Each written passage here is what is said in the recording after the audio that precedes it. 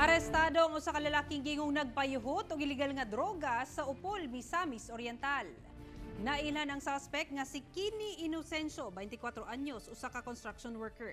Napalitan kini og usa ka pakete sa gituang shabu, lakip ang lain pang pakete is illegal nga droga diyang girekisa kini sa otoridad.